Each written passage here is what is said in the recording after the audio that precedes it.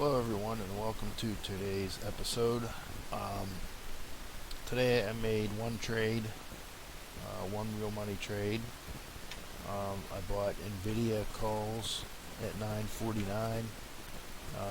Didn't do a video yesterday. I made one trade yesterday. It was Tesla and I actually got stopped out for about a 15% loss. I probably shouldn't have even made the entry when I did. Didn't make a video on it because it was, when I entered it was kind of hovering around a recent high, and one of the problems was long wicks, so I probably shouldn't have entered it, but I did, and stopped out, 15% loss. So we'll move on to today. Now today's entry was NVIDIA.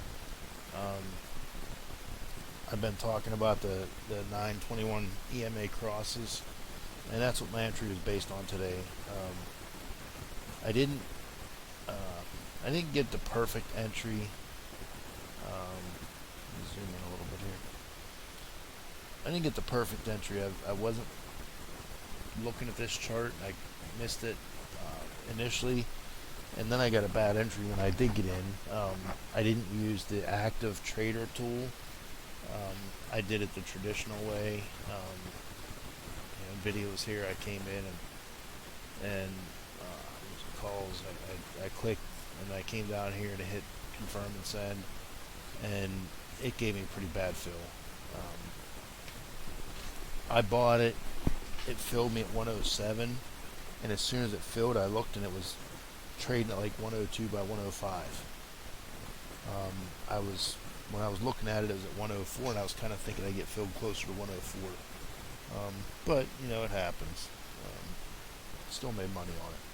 Let's go back and look. I got filled at 9.49, which was, if you look, the cross was right here on this candle. You see the blue spike right here. So my entry should have been right here at 9.48.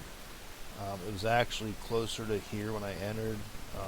If I would have entered here, I would have probably got in for about $1.03. But either way, it's still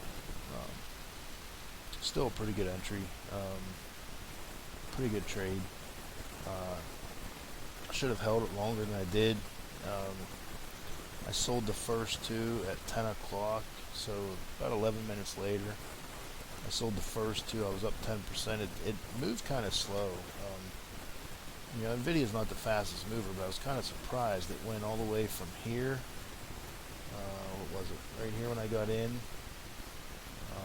I got out at, what time was it? 10 o'clock. So I went from right here to up here. And it only moved 11 cents on my calls.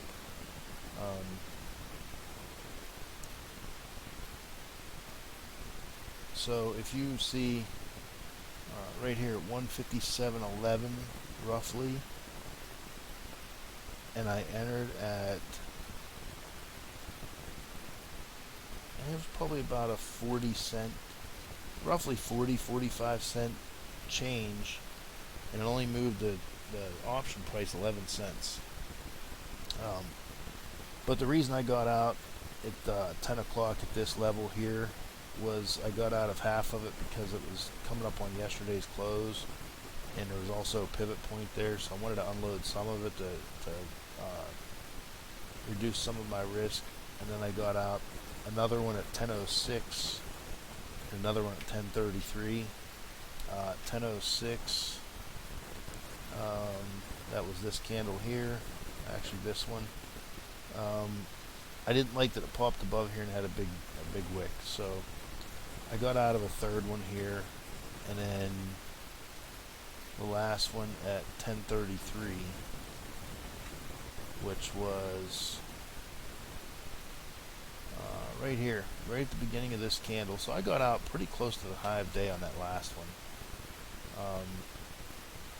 I had another pivot point coming up here, 1033. I got out right here, had another pivot point here, and just decided to go ahead and just close it and just get out. Made 16.5% overall. You see, I paid $1.07. I sold one for $1.40, one for $1.23, and two for $1.18. That's $4.99. I paid $4.28. So subtract the $4.28 divided by $4.28. 16.58%. So 16.5%. Not fantastic, but not bad at all. Take a look at another trade I was in my other account, and I got screwed on that one. I'll talk about that one here in a minute. But yeah, I don't know what happened there, but I'll talk about that one here in a minute. But let's take a look at this. Talk about these crosses. This here, obviously a winner. You know, got in at $1.07. It went up to, I don't know, $1.50. Is that right? Yeah, I got out at $1.40. It probably went to $1.50. So 50% potential on that one. Yesterday was kind of a choppy day. It was hard to trade anything yesterday, especially with these crosses, because these crosses do lag. When you have a choppy day, you have to play more or less reversal candles like this. If you try to trade these crosses, a lot of times by the time the cross happens, the play is pretty much over. So you see here we had a cross on Apple. Let me zoom in. We don't need to look at the whole day, so we'll zoom into there. We had a cross on Apple right here. Now if you enter here, a conservative stop would be a close below this candle, which is also a gap fill line. Apple has two gaps, one right above and one right below, so I don't know what this one was for sure. I probably should change my labeling here so I know, but either way, your entry would have been right here. Stop would have been conservatively here. You could have made it here, which was today's open, or you could have, alternatively, you could have made it down here, which was pretty big stop. I wouldn't have liked that, but I probably would have been looking at this for a stop down here, because this one here is a little bit tight. But either way, entry would have been here. You have a couple targets here. You have yesterday's close. You have pre-market high here, and you have the top of the gap here. You see how it held this top of the gap. Let me go back and look and see what that gap. That was $200.65. Let's look at the daily.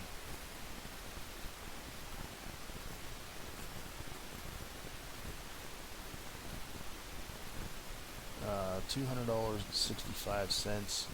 That's actually the top of this window here from here. So this here represents, let me do this.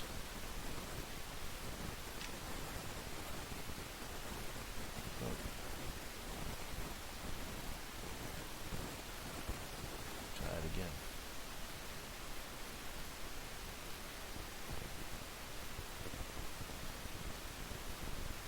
This here represents a gap. We had a gap from the high of this candle to the low of this candle. It's also called a rising window. There's also a gap from the low of this candle to the high of this candle. You see, we came down. We went right to, we made it right to the top of that gap, or the bottom of this gap here. So we've actually closed this gap. This gap technically was still valid. because even though we traded down in here, it didn't close below this. To close a gap, technically it has to close below the top of this candle that started that gap. It didn't close below that, so technically this gap was still valid. Now today this gap, as long as this closes above here, this gap will be no longer valid.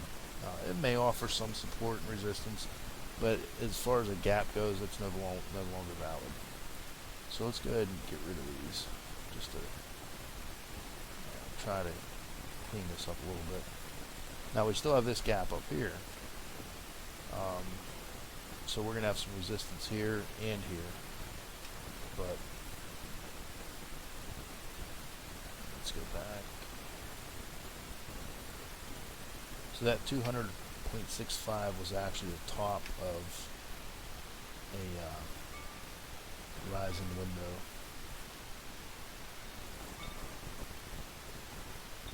So an entry right here, zoom in a little bit more.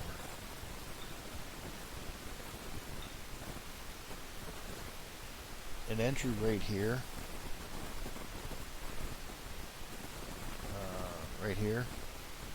could have sold up in here. You could have rode it out a little bit longer. I would have definitely sold the majority of it here, but either way this play would have worked out. Trading that crossover. And here's what I mean about chop. This was a little bit of chop, more like some consolidation right here. We had to cross the downside here. If you would have played this up here, played puts right here, you could have had a nice play, nice trade here. But if you're going to try to trade this gap or this cross, by the time you get in, the play's just about over. So not much you can do there when it's chop or consolidation. Those trades kind of have to be made off of candlestick patterns and not moving average crosses. So here's another cross to the upside. This would have been a nice one. You would have entered, your entry would have been right at the beginning of this candle, and that would have been a really nice trade. So that was Apple. Boeing, I heard it was talked about today. A lot of chop here. And these are okay if you know how to trade them. If you know how to trade these, you can really do well on these. But you could have made some money from here to here, made some money on puts, made some money on calls. Not much to do in puts there, and more money on calls. But they're hard to trade. It's something I don't even try to mess with. There's a lot easier trades, a lot easier money out there to be made. And the moving average crosses are hard to trade in choppy markets, because, like I said, by the time the cross happens, it's already starting in the reverse direction or lose momentum. Here's a cross here, right there. Cross there, that would have been a really nice trade. Stop would have been below here. Cross to the downside, and these are obviously going to alternate: downside, upside, downside, upside, downside, upside. When you get one like this, that means there were two of them like right next to each other. Downside, upside. So obviously you're not going to have two crosses to the downside consecutively, or two crosses to the upside consecutively. Just can't happen. So I have a cross to the upside right here. Would have been a really nice trade. Downside right here, consolidation. Not much to do. Another cross to the upside. And a lot of times when you have when you have a run up consolidation, a lot of times it'll continue to the direction it was already going. So a lot of times you'll have up, kind of like a stair step, consolidation, and up again. So you gotta wait for the next cross to the upside if you want to trade it. next cross to the upside and play that one out. That's on Alibaba. Baidu. Same thing, we had a cross right here at the open, right after the open on Baidu. Could have jumped in, your entry would have been right about here, and nice long run. Cross to the downside. Like I said, by the time you get in, this trade's almost over, this play. Another cross to the upside. Probably could have made a little bit on this one. And if you would have traded this one, your stop, let me zoom in a little bit. If you would have traded this one, this cross to the upside, your entry would have been right here. Your stop out would have been a close below this candle. So you'd be looking at entry was at 114.15. Stop at 113.80. So you're looking at about a call it a 40-cent stop. So your target's gonna have to be at least 40 cents. Lost my crosshair. Should be looking at least 114.70 to make it worthwhile, and you hit that right there. So yeah, that would have worked on Baidu.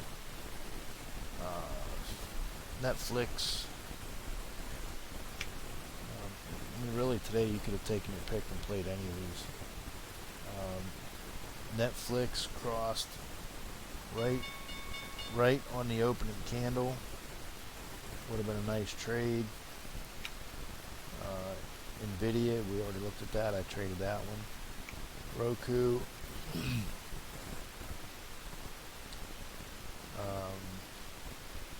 Roku, there was no cross till we got over here.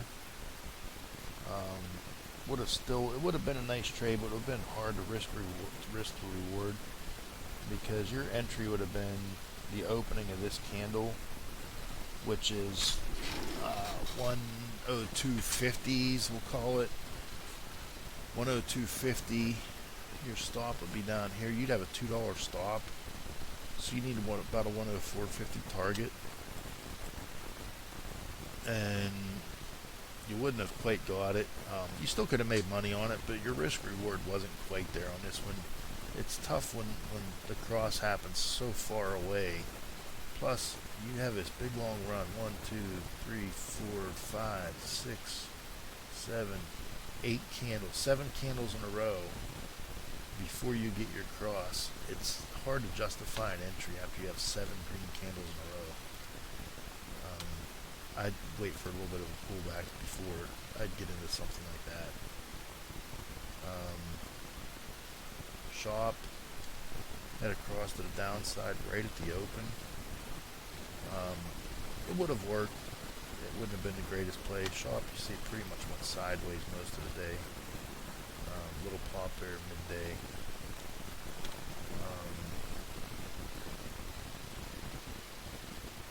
We'll look at SPY too. I don't trade SPY anymore. I use it more for kind of like another signal. SPY would have worked out nice. Would have been a nice trade cross, playing that cross. Tesla's the one that bit me yesterday, so I wasn't going to trade that one today. This would have been a good trade to the downside. You could have made some money. And then nice trade to the upside, so that would have worked for you. Another trade I got in on my other account, Lulu. I got in this trade. I can't show you the charts, it's on my other computer. But I got in this one. Actually, it's not on my computer, it's on my phone. Let me take a look. I got in Lulu at 9:37 this morning. So, bought calls right after the open of this candle. I stayed in it. I didn't sell here. I stayed in, rode this out. I actually bought August calls, so I had some time. They didn't move that quick. Paid $1.35. I sold the first one at 11 o'clock for $1.55. Right at 11 o'clock. So right at the beginning of this candle, at 11 o'clock, I sold the first one. The second one I ended up selling at $1.32, so slight loss at 3 o'clock. Right here. I sold it right at the beginning of this candle, right at the open of this candle. And of course, this happens right after that. But the reason I sold this one when I did here is because I didn't want that second contract to go red on me. I pay more money for trades in that account because I don't make as many trades in that one. So it cost me more. In the end, my fees were about $15. Actually, probably about $17, and my profit was $17. So in the end, it probably ended up being a wash. If I would have sold both of them up here, I would have been okay. Or if I would have held the one to here, would have been okay. But coulda, woulda, shoulda. I didn't lose money on it. I made money on the other trade. I made in this account $71. I think I lost 65 yesterday on Tesla. So in the end, I'm up a couple bucks after fees for the week. So it's not great, but I really shouldn't have entered Tesla yesterday when I did. I don't remember exactly where it was when I entered. Let's go back and look at yesterday's Tesla chart. I got in Tesla.